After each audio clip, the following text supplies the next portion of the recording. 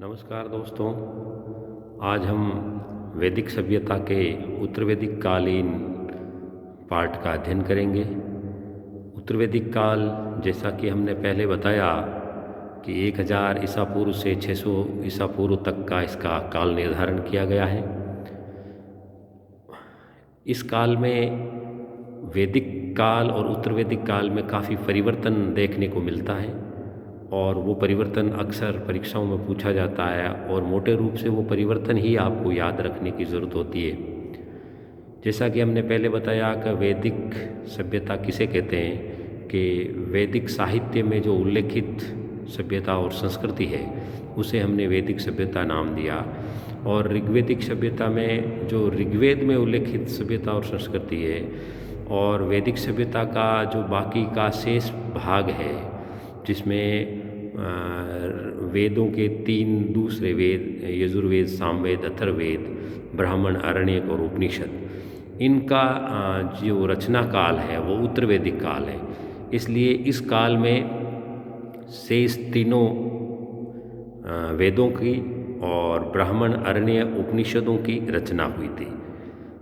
ठीक है, तो इस काल के राजनीतिक जीवन में जो सबसे बड़ा परिवर्तन देखने को जो मिलता है वो ये है कि आर्यों का जो क्षेत्र था, जो उनका क्षेत्रफल था, जो ऋग्वैदिक काल में हमने पढ़ा कि सप्तसैंधव क्षेत्र उनका निवास स्थान था, लेकिन अब आर्य हैं वो पूर्व की ओर बढ़ते हैं और गंगा से आगे पूर्व की दिशा में ये बढ़ते हुए जाते हैं। इसका उल्लेख विधेय महाधव कथा के रूप में शतपथ ब्राह्मण में होता है, जिसमें शदानीरा गंडक नदी है वो आर्यों की एक तरह से पश्चिमी वो दिशा हो जाती है और सरस्वती और गंगा के मध्य का जो दोआब क्षेत्र है वो इनके निवास स्थान होता है।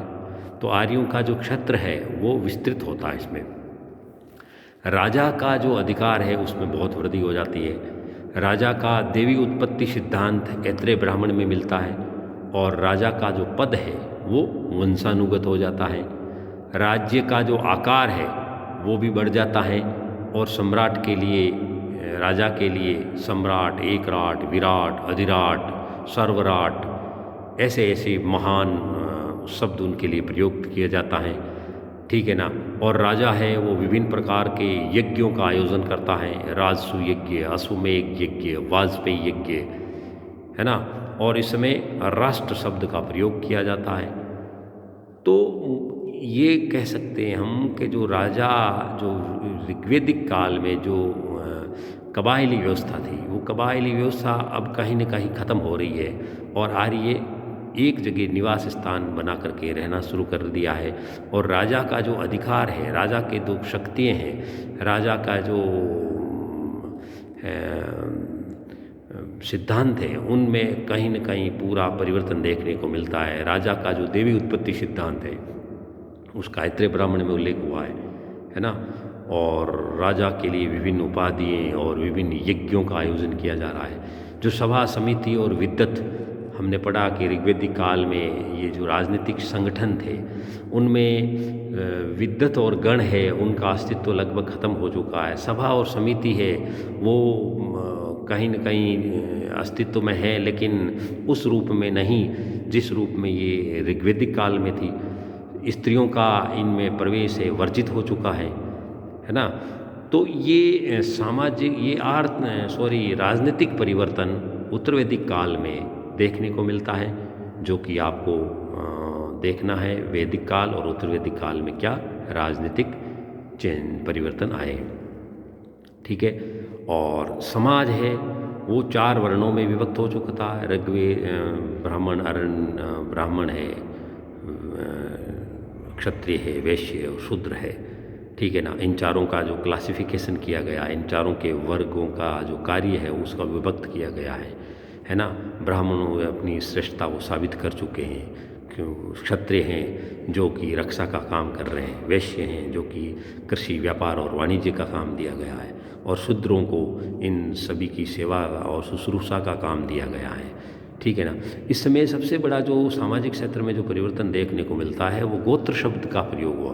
गोत्र मतलब एक ही गोत्र के लोग या परिवार के लोग हैं, वो एक जगह रहने के कारण इसको गोत्र गायों का संबंध इसमें जोड़ा गया है। ठीक है। और सामाजिक व्यवस्था में जो परिवर्तन, पितृसत्तात्मक समाज अभी भी था, पिता का वर्चस्व अभी भी समाज में बना हुआ है ना। और 3 आश्रमों का उल्लेख इस समय देखने को मिलता है, ब्रह्मचर्य आश्रम, गृहस्थाश्रम और वानप्रस्थ आश्रम। संन्यास का उल्लेख अभी भी हमें ऋग्वेदिक उत्तरवेदिक काल में नहीं मिलता है, ठीक है ना। तो 3 आश्रमों की जानकारी इसमें मिलती हैं। तो समाज में जो परिवर्तन है वो भी इसी बात के द्योतक हैं कि अब समाज विस्तृत हो रहा है और आर्यों ने एक जगह रहना शुरू कर दिया। उनकी जो सभ्यता है वो अब यायावर और जो घुमक्कड़ और जो कबीलाई जीवन है वो लगभग समाप्ति की ओर है। अर्थव्यवस्था में इस समय बहुत बड़ा परिवर्तन देखने को मिलता है ना। लोहे का प्रयोग ने सभी क्षेत्रों में क्रांति ला दी है ना, राजनीतिक, सामाजिक, आर्थिक, धार्मिक सभी क्षेत्रों में। चित्रित धूसर मृदभांडों का प्रयोग इस समय की सबसे मुख्य विशेषता है ना। तो लोह के लिए उत्तरवैदिक साहित्यों में लोह अयस्क, कृष्ण अयस्क ये शब्द प्रयुक्त हुए हैं। अंतर्जी खेड़ा से उत्खनन में हमें ये सामग्रियाँ प्राप्त होती है ना। कृषि इस समय मुख्य व्यवसाय बन गया है। वैदिक काल में हमने देखा कि जो आर्यों का मुख्य व्यवसाय है वो पशुपालन था, है ना। जबकि उत्तरवैदिक काल में उनका मुख्य व्यवसाय वो कृषि बन गया। वो ये इंगित करता है कि आर्य अब एक जगह पर निवास बना के रहना शुरू कर दिया है और कृषि प्रणाली में सिद्धस्त होते जा रहे हैं। हमारे जो उत्तरवैदिक कालीन साहित्य हैं उनमें सभी जगह कृषि के सभी जो क्रियाएं हैं उनके बारे में उल्लेख हुआ है ना। और जो विभिन्न खाद्यान्न है, यव है वो जो, व्रीहि, धान, गोधुमा, गेहूँ आदि का उपयोग देखने को मिलता है।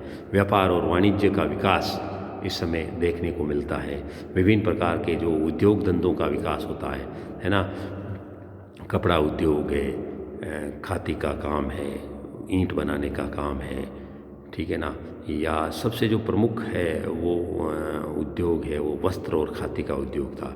मुद्रा का प्रचलन, सबसे बड़ी जो क्रांतिकारी परिवर्तन है वो मुद्रा का प्रचलन इस समय देखने को मिलता है। ऋग्वेदिक काल में हमने देखा कि मुद्रा का प्रयोग नहीं होता था और आर्य है वो गाय है वो मूल्य की इकाई थी। गाय ही आदान प्रदान और वस्तु विनिमय थी।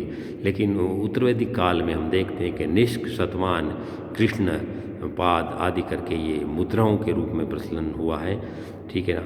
और उत्तरवैदिक कालीन धर्म है उसमें भी जो कर्मकांड प्रधान धर्म बन जाता है, यज्ञ का बोलबाला हो जाता है ना।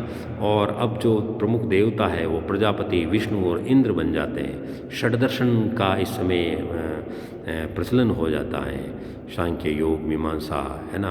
तो ऐसे करके देखते हैं उनका धर्म भी है वो अग्रसर होता है। बहुदेववाद से ये एक देववाद, एक तत्ववाद की ओर अग्रसर होता हुआ दिखता है।